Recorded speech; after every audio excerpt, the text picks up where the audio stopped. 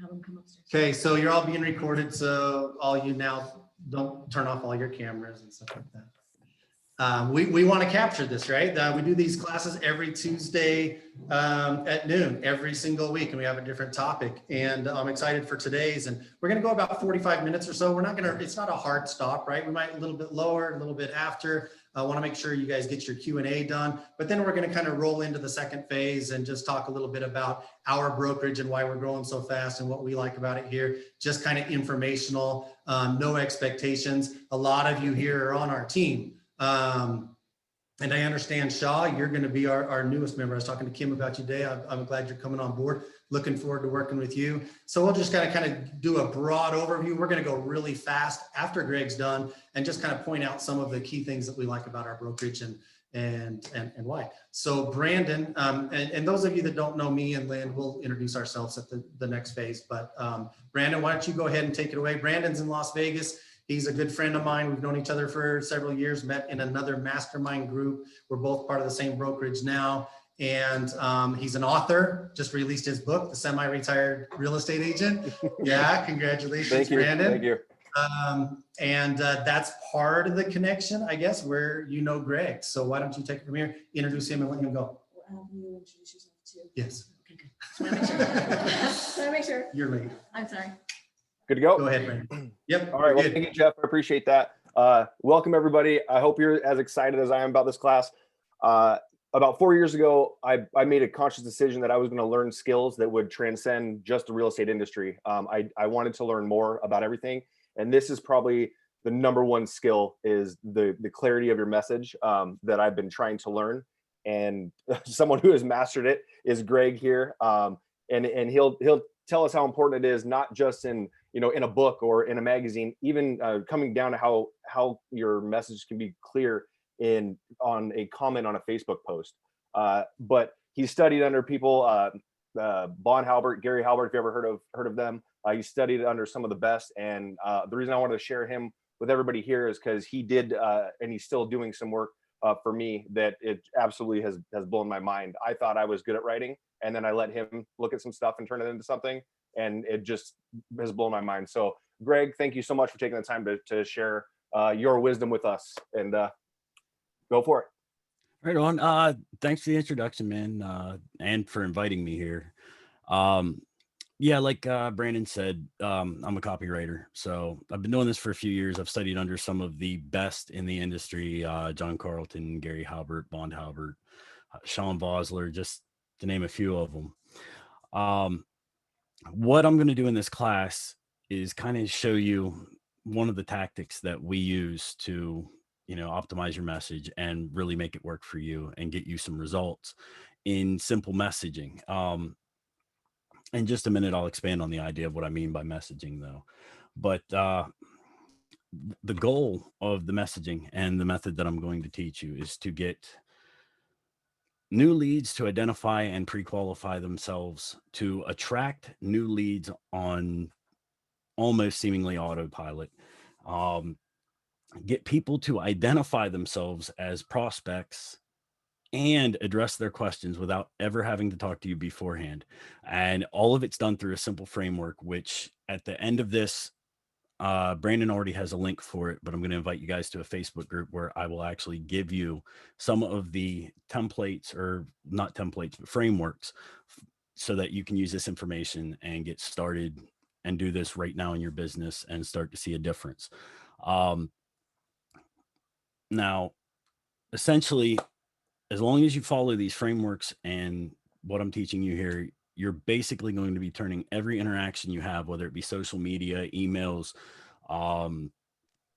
text messages, just pretty much anything that you have with your message where you're interacting with potential clients, leads, whatever, it's going to turn it into basically a machine that automatically identifies and brings them to you and brings out new ones, gets them to share, gets them to talk about it for you, and it makes your marketing a lot cheaper. So now what I'm talking about when I say your messaging, your message is the largest part of your marketing, and it's everywhere. So anytime you share something on Facebook, anytime you send an email, anytime you've sent out a text, anytime you have a web page, a article, a blog, an advertorial, this is all pieces of your message. It's basically just your communication points with anybody and everybody who may have an interest in what you're doing. As a copywriter, what I do for my clients is I help them optimize these messages, or I start from scratch. I write them for them. I look into their audience. I find who it is they're talking to, who we're addressing, what we want the goal of the message to be. And I help them get a clear path to get people to take an action. Essentially what copywriting is writing with the intent of persuading to take an action. And the action can vary. There's all different kinds of actions you can want from your messaging. From a branding standpoint, you're looking at making a sale on the idea of, changing a perspective, changing somebody's mind. Every time that you interact with somebody and you convince them of anything, whether it's just like, hey, this guy's a good guy. I like this guy. I can trust him. I know him. He seems pretty solid to me. That's a sale. That's why if you look back through like sales and marketing and experts, everybody from Grant Cardone all the way back to Zig Ziglar, they've all had one key point to their message of everything they've taught everyone who's learned from them. And I believe it was Zig Ziglar who said it first. And it was every time that two people meet, a sale is made. So that kind of just to add on to what I had just said, essentially, though, a sale could be anything from convincing somebody of the opposite sex to go out with you, making a new friend, changing somebody's opinion, challenging somebody's belief, and persuading them to see it from your angle. It also goes into sales. Click here, trade me your email for this freebie. Why don't you buy this? Opt into my email list. Those are all sales.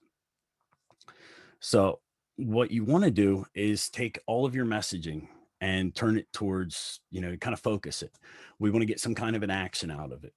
Whether, again, it's the sale of, them just thinking, hey, this is the expert I want to deal with. This is, who it is. They identify you as somebody they want to work with and they like. If that's all it is, it has a different step. But the main thing you want to think about is where you want to end when you write any of this. So if you're writing these posts and things and they're not getting results, then essentially they're just wasting time and they're wasting space because you could do so much more with them. So the tactic I'm going to teach you today is going to improve that. And if you follow this, anytime you post anything, which I'll give you some examples of how this applies specifically to your industry. But this will actually make people take action, whether or not they realize it. It's going to eliminate that awkward sales pitch and sales conversation. The way that you're going to do that is with a tactic that you've probably seen. Odds are you've heard people talk about it on TED Talk. You've heard at least 3 or 4 marketers teach it and preach it. And we're going to look at story writing or story selling. Now, the reason why stories work is because of the fact that even just looking back at as a whole, just the human race, throughout all of our history, we've communicated through stories. We've learned through stories. The very first instance of this was probably a little caveman who saw his friend get gobbled by a Tyrannosaurus Rex and went, big things with green scales don't get hit with clubs or I die. That was the story. He got a result. Wasn't one that anybody wanted, but but these are the ideas. It's why as far back as people have been around, there have been some kind of a language, there's been some kind of symbols, and there's been stories shared. So essentially taking this one idea of teaching and getting action and moving it into, just something normal, like a Facebook post, blog, which again, I'll expand on this a little bit in a minute. By taking that and using the power of story, you turn it into a tool. And every one of your interactions become more successful, more valuable, and more profitable. So to expand a little more on the idea of talking about sales of, there's different kinds of them. There's typically a few key, you can call them tools, you can call them motivators, but there's typically 4 of them that we usually, at the very base level, we use to make a sale. And they're like, I think somebody called them vehicles of persuasion, is what one of my mentors called them. But what we're going to look at is, well, these 4 things anyways, they're going to appear throughout your story, and we're going to take a look at them real quick. One of the biggest ones and most powerful motivators to take an action right now is scarcity. And you're not going to use this in every single message. This is only going to be, you'll kind of learn to pick it out yourself based off of what your goal is at the end. But scarcity is the creation of too little or too less. A lot of people have this in their mindset for money. That's why we all have that friend at the bar who, if you give him $20, he will, break his own bottle over his head or whatever you want to ask him to do. But he has a scarcity of money, so he's willing to do anything to get it. He feels there's a scarcity. He just doesn't understand there's enough. Another really good idea for this, which I'll tie this in. Let me go through the next one first, but I'll tie these 2 together for you in something that you have done most likely in your own industry. But the next one is fear of missing out. Fear of missing out is essentially keeping up with the Joneses. It's like, you don't want to be the only one on your street without a mailbox. You don't want to be the only one on the street that doesn't own this. We have this longing to be part of community, to just belong, just as a whole. So this one actually does work very well for motivating people to not miss out on being part of the herd. Now, the 2 of these together you have used before, and you did it inadvertently. It's an old sales thing. If you've ever been showing a home and you've looked at somebody who they're on the fence, they don't know if they're going to pick it. Odds are, at least one time in your career, you've said, okay, well, that's cool, but tomorrow I have somebody else who's coming to look at this. They're very interested. So you've just created scarcity, and you've given them the fear of being the only ones who don't get it. So this is, a lot of these are tools you use every day and don't even realize it. So the next one is status. You can sell a lot of things on status, but not every single thing is going to make a sale on status. Some of them are, going to lean more towards the other 2. And the reason this is, you are not going to sell a single family home based off of status, because there isn't some rich guy going, man, I really wish I could live there. That is going to be a different tactic. Now, however, a mansion, you're going to manage to sell a mansion based completely on status. Nobody's buying this because they need it. They're not buying it because they really want it. They're buying it because they want to look like, they want to look like they're rich, whether or not they are. So the only time that that's going to change, and you might be able to make a different one, is, let's say you've got an Amish family that found an oil well in their backyard. You might be able to turn this into some kind of an emotional attachment for them. And it's not a status thing, but you can raise your great grandkids all under one roof. Then it might change the motivation. But in this case, for that big of a house, it's obviously going to be based off status. Now, the last one of these, and I've argued this with multiple marketers who think they have a leg to stand on to argue this point as not being the most powerful. This one tactic is the one that sells almost everything. And if you look at anything and everything you've ever read that's made you buy something, odds are you've experienced this, but it's emotion. The main thing with emotion is you're taking people and you're giving them an emotional attachment. You're creating almost a bond with whatever it is. You're going to paint for them a picture of what it's going to be like to have this, or you're going to pull heartstrings in another direction. I've seen this used and used it from just about any product you can think of, everything from network extenders for Wi-Fi, and I mean, I've even done it for coaching, books, stuff like that. Which actually, I know Rachel showed you guys Brandon's book funnel last week. As Brandon said, I was the one who wrote it. And if you look through it, you'll notice a few of those tactics. And as you follow further down his funnel, which includes emails and all that, you'll actually start to see some of these come out heavier and heavier. But yeah, all four of these tools in any unison work wonderful. They work great. Um, by themselves, most of them still work to an extent. The best is if you can get all four going. But to really understand these, the way I want to kind of outline this is the idea of a story that, you know, it may actually make this more relatable for you. But if you imagine it as, all right, you live on a street, you've got the highest house on the street, and floodwaters start coming up all the way up to the roofs now. All your neighbors swim over to your rooftop. You're not going to jump into the water just because you'll be the only one on your street who didn't do it. I don't know about you. I'd pass on that.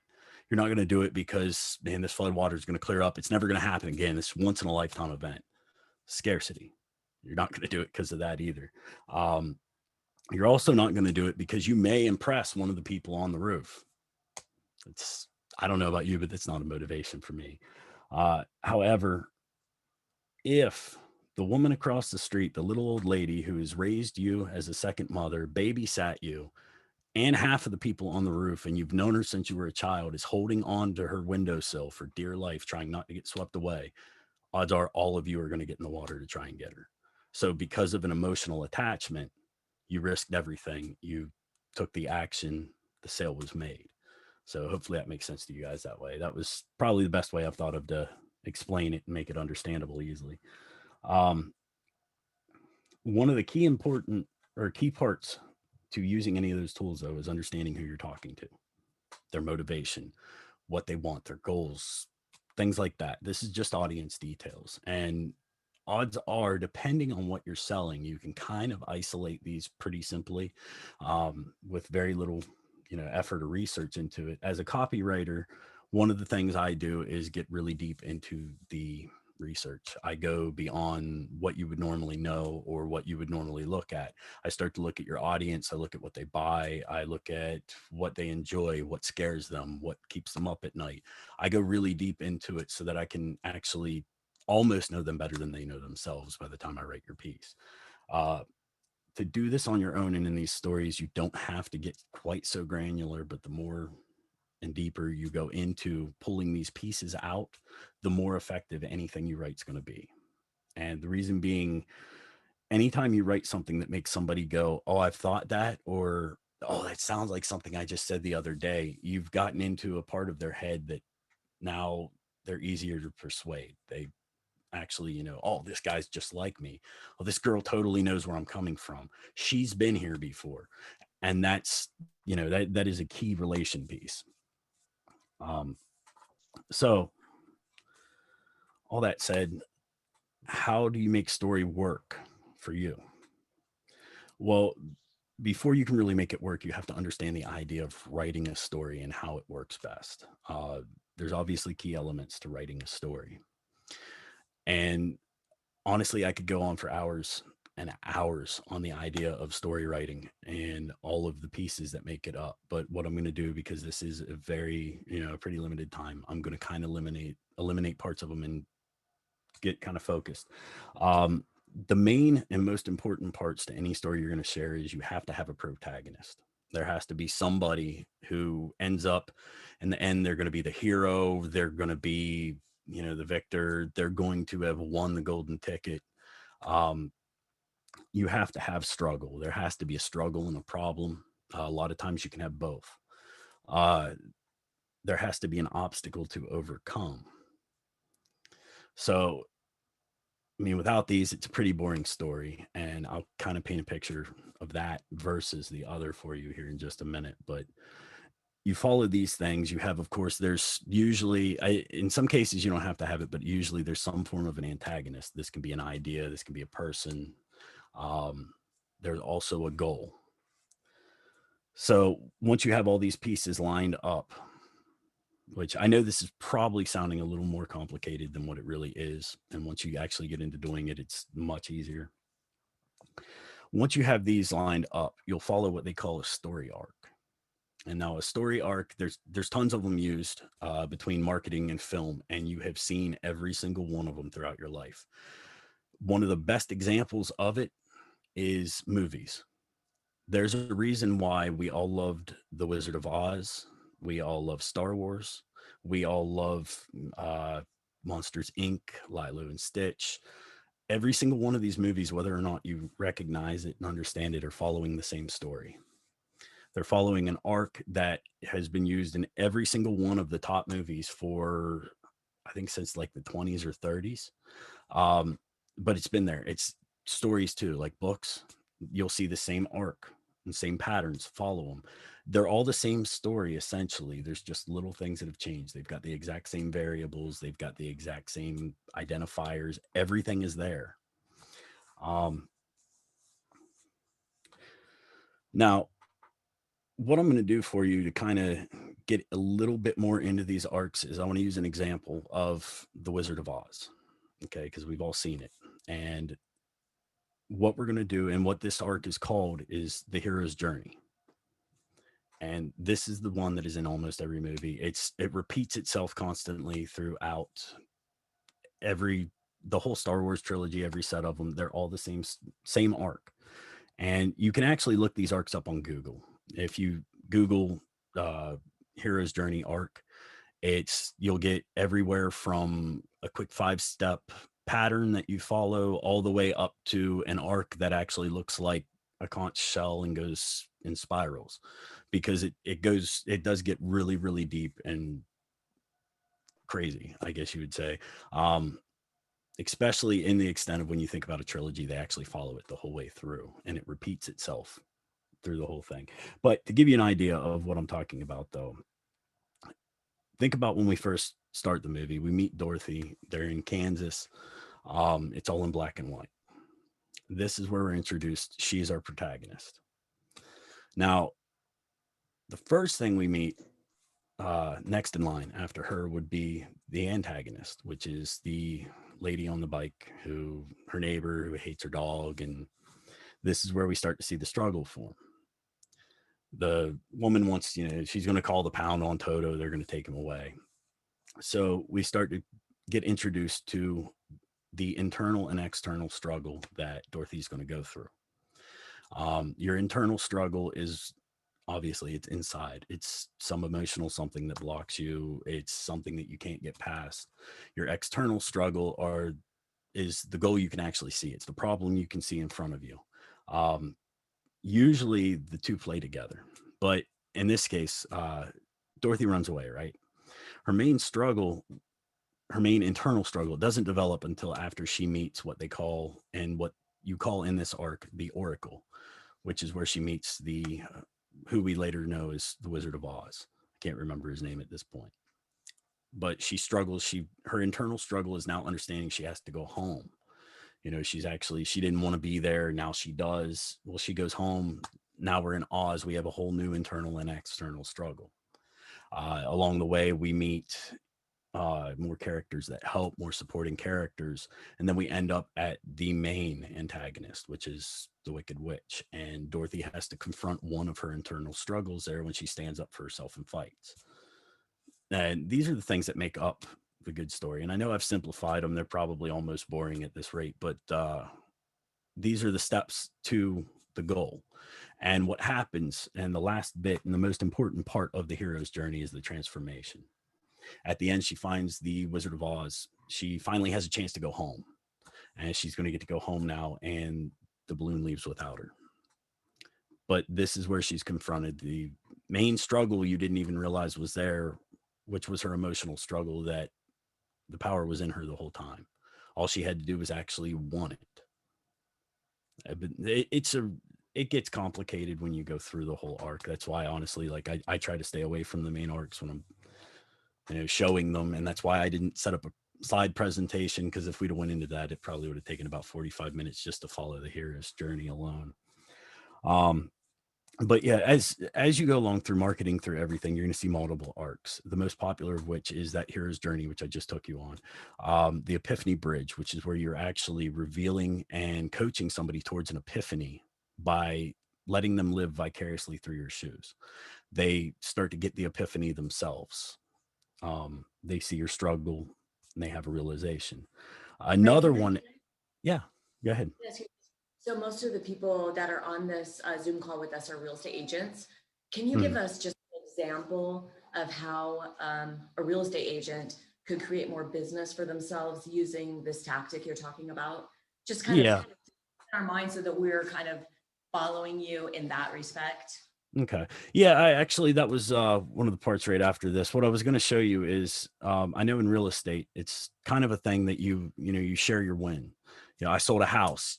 Yeah. Okay. So you posted that on your social media. All that did was, I mean, you showed it to your friends, everybody in real estate congratulated you, right? Well, if you followed this in a different pattern and from a different perspective and turned it into a story, it now not only gives you the ability of showing off that you've done it, but it also helps identify a problem that somebody else might have had, that keeps them from becoming that customer in your story. So one of the examples which I was telling Brandon about, which kind of goes into a formula, which I'll explain that after this. Basically what you want to do in this case is compare these two stories first. Okay, so let's say we did the one like I just told you, hey, I just sold this house, it was awesome. Now that didn't do anything for you. So what about this? If we took it and instead we started at an interesting point in your customer's life, okay, which I'm making this story up kind of on the fly. But what you would do is start with, she had lost hope. They had just gotten their 30-day eviction notice. This woman and her children, they were going to be thrown out of their house. They had nowhere else to go. And she didn't have the least bit of credit. She didn't see getting a home as possible.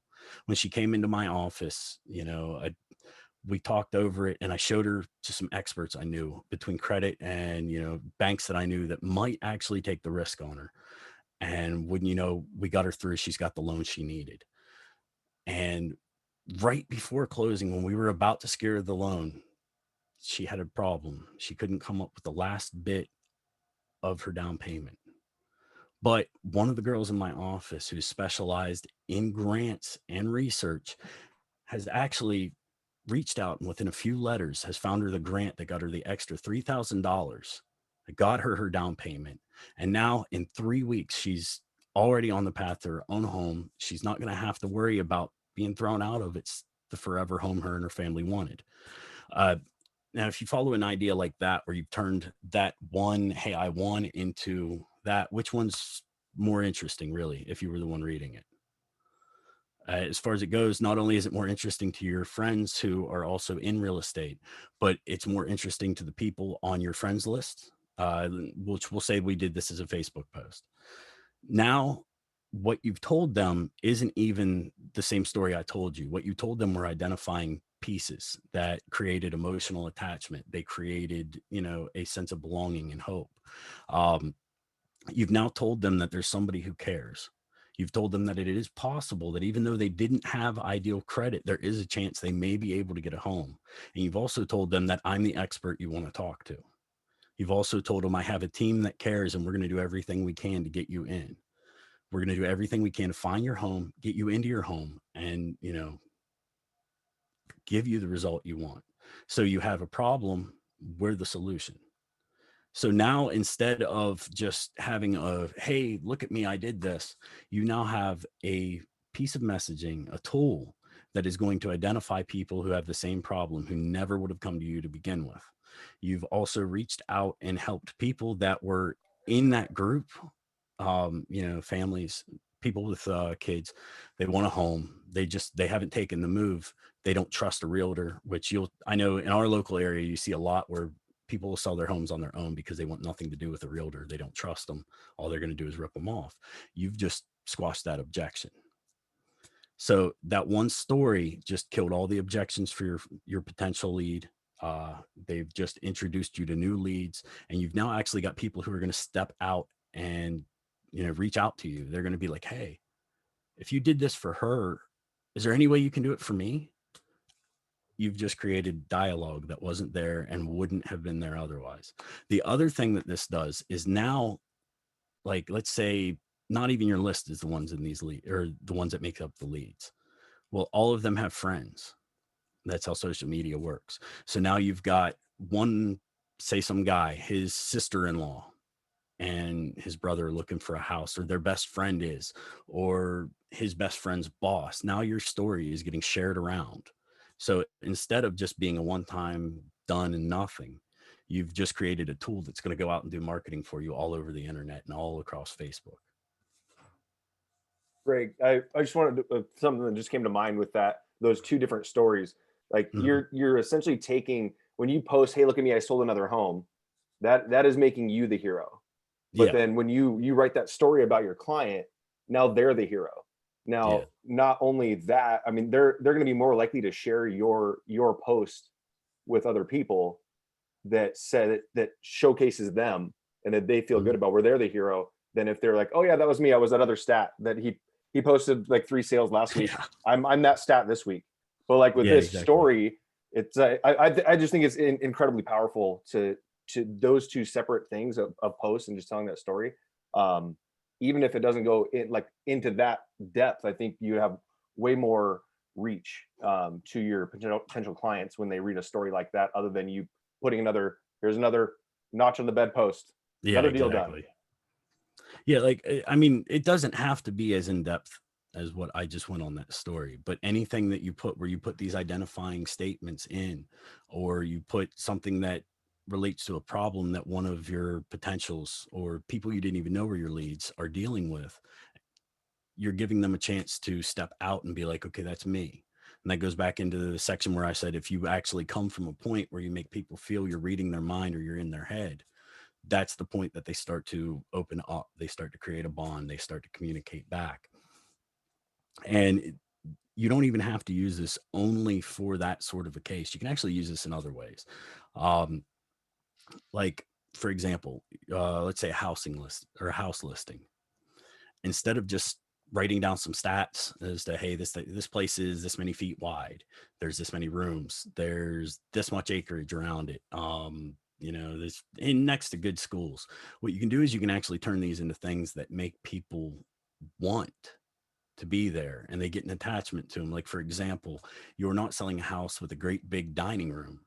You're selling people Christmases with family from all around the state coming to visit. You're selling them the chance to be the house that everybody comes to every Thanksgiving. You're not selling them a giant backyard with a really neat creek in the back. What you're selling them is summer nights where they're going to sit around a bonfire with friends. They're going to get to, actually live. What you want to do is show them the life they can have on these to some extent. So in other words, just like the best example of this, of making a story out of something, would be, I don't know if all of you remember or not, there was a real estate agent whose listing went viral about 2 years ago, where they turned the whole thing into a horror theme. They had the character from Scream in different rooms, in the backgrounds and places, but it turned the thing it turned a normal house tour into a viral thing because it added an element of story to it. Which essentially that goes into the next part that I was wanting to talk about, which is the idea of how you present these.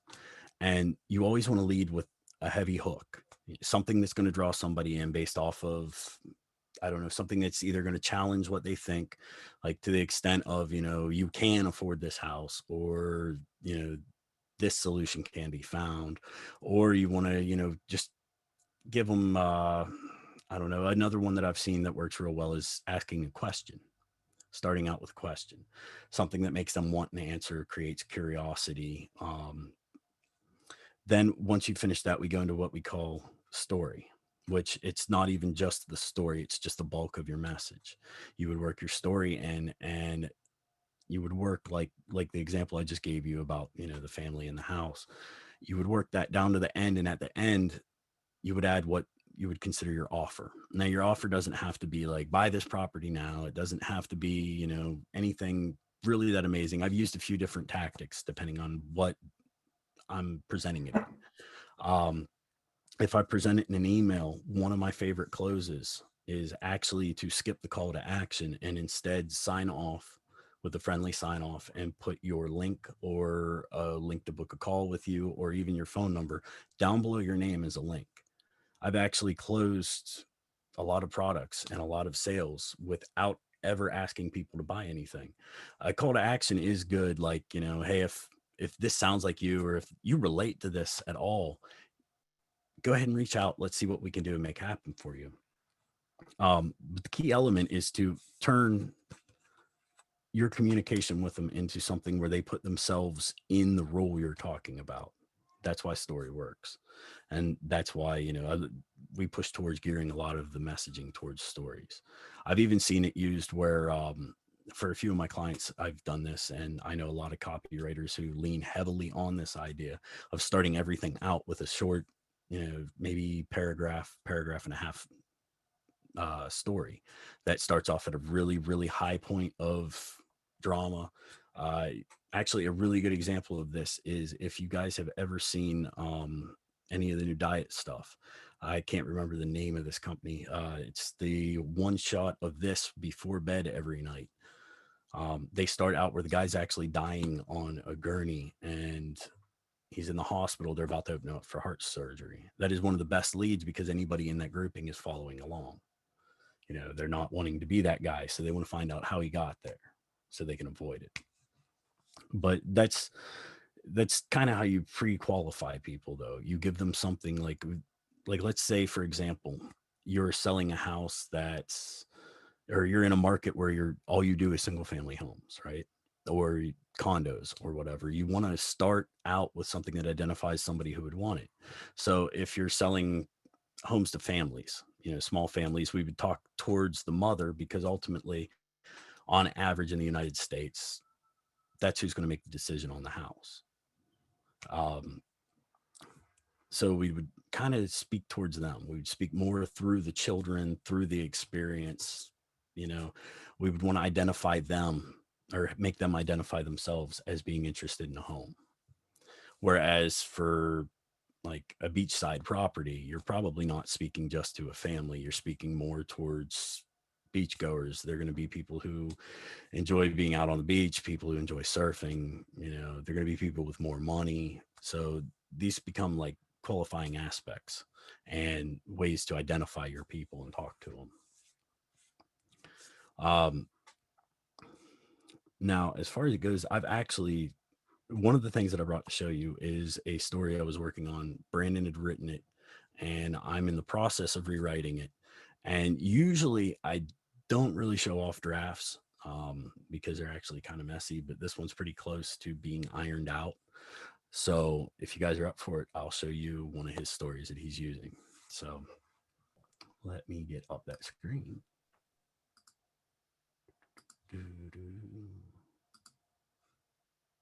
Did you want me to say what the original one was about? Yeah, you Or can go the ahead and run through that, man. I'll let you do it.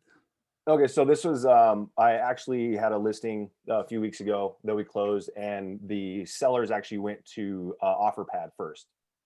And so OfferPad, they were going to take that offer until I told them that I could do better, and we got them. They were going to make 17,000 all said and done going through OfferPad, and we ended up closing. They walked away with almost 54,000. So this is me, like David versus Goliath, like local agent takes on big iBuyer and wins. And basically I'm like the first where I wanted to start off was like, convenience should be saved for snacks and sodas, not home sales. And so I want to attack like the fact that they basically like they would have lost a teacher's salary in their household by cutting out a couple weeks of a home sale for convenience. And like so I was trying to paint that picture, but I thought, hey, give it to Greg. He really knows how to do it. So this is his version of what I was trying to get across.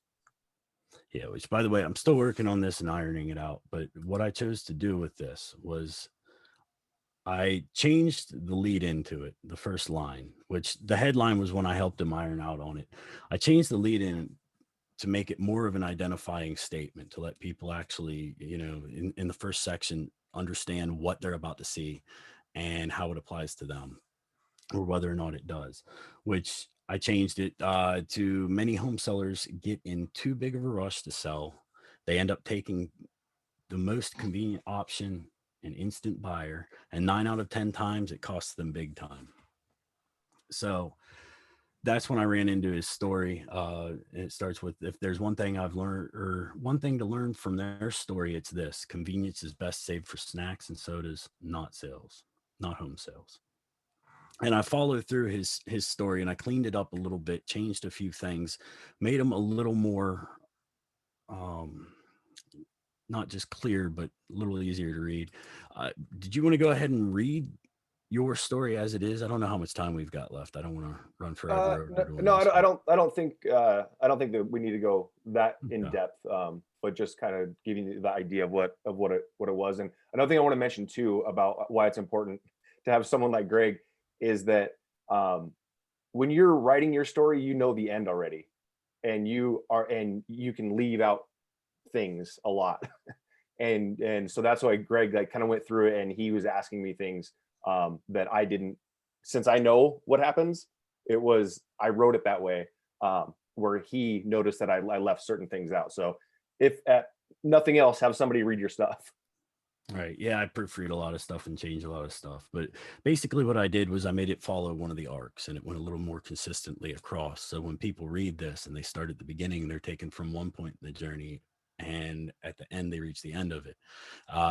Kind of like starting where you are today, or worse, from where you are today, and walking you straight through, showing you there's a solution and getting you there.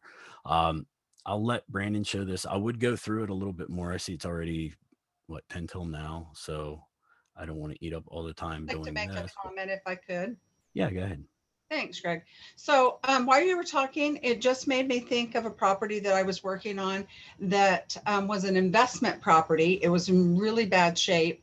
And I was reaching out to cash buyers, and they came in with some really low offers. So you talking just went, oh, light bulb. And so I was still able to help her sell the house to an investor, but at a much higher level. It was actually close to what listing was, what it should have been in the area. And it needed a lot of work. So that to me was like, okay, how can I make her the hero? She had this really rundown house that was a rental. And so my question to you is, what avenues are you advertising this? Like, what, if I were to start from scratch, what would I do to get this into a story form? Where would I post it? How does that funnel look as far as the advertising goes? Okay, there's a few different ways you would want to run this, and you could start with we'll start at the story. Basically, what you'd want to do is you'd want to start from an identification of or the idea of her problem. Her main problem was she had the house that was run down. She didn't think she was going to get anything for it, right? Well, then you would walk through the fact that they came to you, the steps that you took to do it. You want to simplify it to not make it drag on, keep it readable. So you want to go down to only what you need to have in the story to meet the point of the end. So in other words, saying something like it was a sunny day and we came out, that needs out of there. That's not meeting your point. But what you would do is you'd run it down to the end. And at the end, you want to give them some kind of a soft call to action or a soft transition that lets them, kind of see the point of where you were going. So like, for an example, in this case, what you would want to do is point out that, to see how much more you could make without giving up, hit this link or contact me or let us come out and do an inspection to tell you what you've got. Then what you would want to do is you'd want to present this to people through one of a few routes, or you could even use all of them. There's like a LinkedIn blog section. A lot of people have blogs on their websites. Medium.com runs blogs you can put on for free. They actually get a SEO advantage because of Medium.com's SEO. You would also want to do this in, like, let's say we did it as a funnel. You'd want to do it as an advertorial. An advertorial would be your step from the ad before the opt-in. And it's basically just something to build up the interest and the intrigue to get into, working with you. You could also do this as, Facebook post. You could do it as a YouTube video, a podcast episode. All of these work. The only things you would change for them is the consideration for the audience. So your hook or your headline for it, or title, however you want to call it, would be changed slightly just because of who is reading.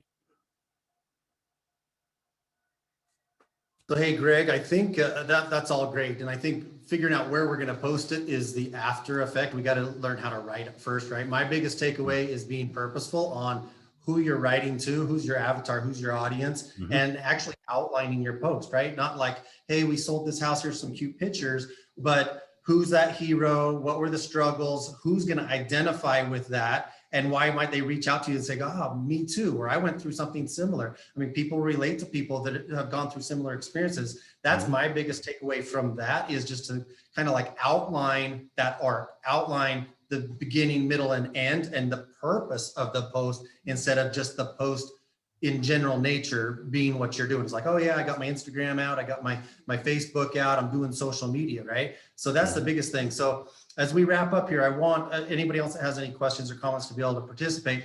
But I also know that Brandon has utilized you to help fine tune some of the stuff that and Brandon's a great writer. I love reading Brandon's stuff. He's got it dialed in better than most. And yet, he's still having you tweak those things. So if somebody wanted to say, hey, here's some content I want to create, here's my audience, I need some help, what would that look like working with you? Basically what we do is the first thing we do is we get on a call. Once you've made the connection anyways, which Brandon can kind of tell you about the experience that he's had with me on calls. But basically we go through some details. We're going to talk first about who it is you're talking to. We're going to get granular into your audience, because it's just, what I do. When you hire me to do a whole lot more than what you see on the surface. But we're going to go into your audience. We're going to go into what exactly your goal is, what it is you're selling, or, how are we just wanting people to take an action of booking a call with you? Are we wanting them to join you in a you recruit them? Or are we wanting them to buy your book in Brandon's case? And then we're going to go from there and kind of go through the details of what exactly they're getting. And then I'm going to develop that into an idea as to what they're really getting from it. Because there's like a surface, for example, Brandon's book. If you buy Brandon's book, you're getting a book. Okay. You're learning something, but down inside, what you're getting is a inside look into the technique he did to free himself from, just any old brokerage. You're getting a deeper look into what steps he took to go from, hookah boy to real estate agent and author. That's what you're getting his journey, and you actually get to put yourself into it. So there's always a deeper benefit to anything and everything you get. But that's essentially how it works. And I work on your writing, and collaboratively we go over it and, iron in some of the details. And anywhere where we've got, something that you're like, oh, no, that's not how I'd say this, we change it, so we work together on it at that point. And then you get your final delivery. And I also do marketing, consulting, and strategy. So I also help people line that stuff out for them too. Awesome. Hey, Brandon, can you put his contact information in the chat so somebody can swipe that and reach out to him for a consultation, or maybe a phone call if they want to see what working with him might be? Or unless you have that handy, Greg, to somebody copy that into the chat. Something I was just thinking about too is you can use story. Let's say I know we have a bunch of new agents or people that are just getting their license that I see on this call. They could actually use story to tell why they became a real estate agent also, so they can touch their sphere on Facebook. Mm-hmm. Yeah, they actually, that specific sort of a storyline and arc actually works really well when you follow, which I can actually give you this, even if you wanted to try to do this yourself. I can show you a few of these arcs, but they call it the Epiphany Bridge. The Epiphany Bridge goes from the first part of your backstory into where you're at now, and it outlines why. They work real well for recruiting. It works pretty well for selling too. A lot of people, though, you'll see in different recruiting positions, whether it's real estate or even just a lot of make money online offers, use the Epiphany Bridge for it, where they kind of get you along. There he is, the Epiphany Bridge script. That sits on my wall every time I try to write something. What was that was on your wall, Brandon? Hold it up again. That was quick. The Epiphany Bridge. Okay, so I'm assuming you're going to upload that into Workplace for everybody to swipe, right? This right here? Yeah. Oh, of course. No, I can put it. I'll put it in there for you. This I stole this from Russell Brunson's book. Yep. Yeah, I recognize his stick figures. Great mind. He draws some pretty identifiable stick figures. Well, Greg, Best well, artist Greg, in the world. I don't know, Jeff. Sorry, Greg. Do I even have your number? We do everything on Facebook. Same thing. You did, yeah. It's actually, if you want here, I'll go ahead and drop this. You just want it in the chat? Yeah, and then do you have the link to? He's inviting us all to a Facebook group where he's going to share some stuff in there with us as well. Yeah, I'm getting that link up right now. Hold on. Yeah, I sent it to you to kind of hold the place on it, so I didn't have to look for it. Oh yeah, here, I'll get it. You're Oh, good. I'm I've sorry. got it up. Hey, while you guys are doing that, go ahead and put that in the chat so everybody can copy it. But those of you that are on the call, anybody, as we're wrapping up here and moving on to the next section, I want to make sure if you have a question, you can either put it in the chat or unmute yourself and ask that while we got Greg. Anybody here have anything? Yeah, if you guys have anything like the Facebook group, I actually just opened up not long ago with the idea of being able to teach a little more on focusing on clarity in your message, who you're talking to, and understanding, some of the marketing things that you can do and angles you can run with. So if you guys want in there, I'll actually, like I said, I'll put a few of the scripts and frameworks for a few of the stories that I've talked about and that you guys can use, so you can actually put them to work pretty easy and quickly. I love that. I love that having a purpose to what we're writing. And I like the hook. I like the character development. I like, defining your audience, all of that. It's like, maybe we've heard it before. This is a good refresher, right? It's like, why are you even writing that post? I mean, you just posted a picture of your sold, said another house sold or whatever. I see that all the time. And so that was a good comparison on why are you even doing that? What benefit are you getting out there other than people just, maybe you want them to see you're busy, whatever. So I love that, Greg. And I know you could go on and on and on and go in depth. This is a very short format, but I think there was enough teasers there to get us thinking in the right direction on how to improve our content and maybe reach out to you to polish it up. Right on. Yeah. Like I said, if you guys want, I can teach you a little more on this, how to use the stories for pretty much anything to make a marketing machine for yourself out of Facebook and all that. So you're more than welcome to join. I'm more than happy to teach. I love it. Thanks for sharing that group with us. Brandon, anything you want to wrap up with? No, I mean, other than, like I said, over the skills that I've tried to learn outside of just real estate, this just storytelling, I think, is number one, because it paints the picture, and having someone like Greg to kind of go, look what I think that I'm doing well. I enjoy that you say that I'm a good writer, but he sends me stuff and it just like completely blows my mind, or where like the analogies that he ties in, and I just go, this is incredible. I never would have thought of that. So yeah, if you're not using story, start using story. Awesome. Greg, thank you. We appreciate your time. Pleasure meeting you. And I think all of us could use some of those services. Like Brandon said, he's a pretty good writer, but then we all need mentors. We all need somebody that's better than us, right? So appreciate you. And I'm glad you shared your contact information there. I think you'll be hearing from some of us. All right, cool deal. Well, hey, thank you for having me. Sorry the middle drags on a little bit there. It's usually, that happens sometimes, but all right, well. No worries. I could tell you were trying to say, okay, how do I say this in a short way? Because it's a pretty deep topic, right? And that's not the point of classes, is to really like make somebody an expert on copywriting or whatever and dive deep. That's a whole course, that's weeks, that's months of study. But enough information and an overview to get us thinking the right direction so that we can continue that education. I think you did just that. So I appreciate you. I appreciate you doing that. All right. Well, hey, I'll let you guys get to your other presentation or your other part of your presentation. And again, thank you. It was good to meet you all. Thanks, Greg. Awesome. Later on, Brandon. Thanks. Yep. Thank you.